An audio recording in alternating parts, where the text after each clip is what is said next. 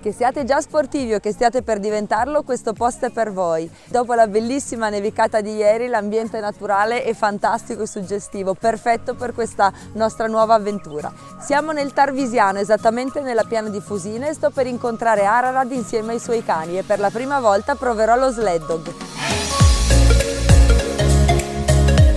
Eccomi nei panni di un musher, così si chiama chi conduce una muta di cani.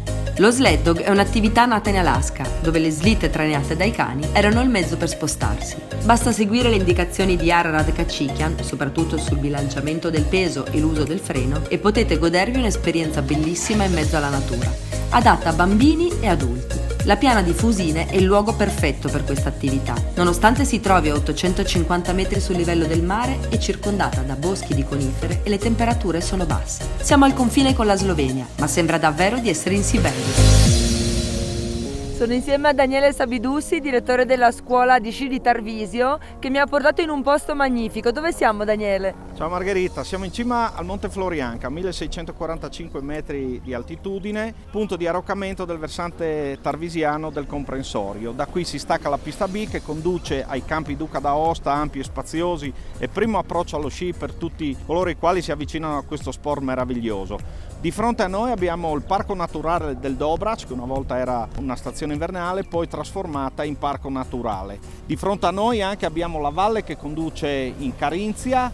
Spostandoci leggermente più a destra e facendo da Cipo di Tre Confini abbiamo il Monte Forno, alla sua destra abbiamo la valle che conduce a Kanevska Gora, nota e famosa per le gare di Coppa del Mondo. Percorrendo sempre a destra abbiamo il Magar, montagna più importante della nostra zona, che sotto ha la valle che conduce a Sella Nevea. Mentre invece alle nostre spalle abbiamo il Monte Santo dell'Ussari, dove poi ci sposteremo e da dove si stacca la pista regina del Friuli Venezia Giulia, che è la pista di Prampero, che ha ospitato diverse gare di Coppa del Mondo per le discipline veloci. Scendendo verso valle abbiamo poi la Canal del Ferro che rientra verso la pianura del Friuli Venezia Giulia.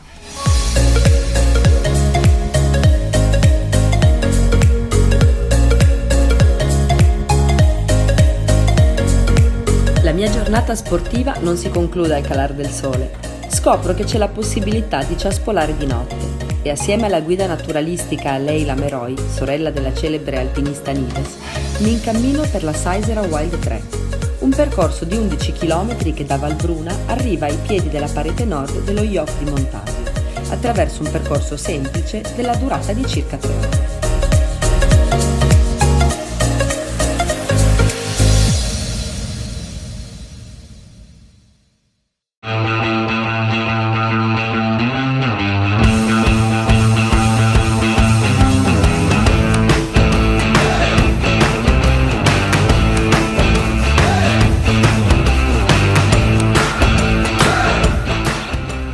Si può anche sciare. Martedì e venerdì dalle 19 alle 23 la pista di Prampero si illumina e non posso perdere questa occasione. Tutti i maestri della scuola di sci sono lì ed è uno spasso ammirarli e scendere assieme, cercando di rubare magari qualche trucco del mestiere.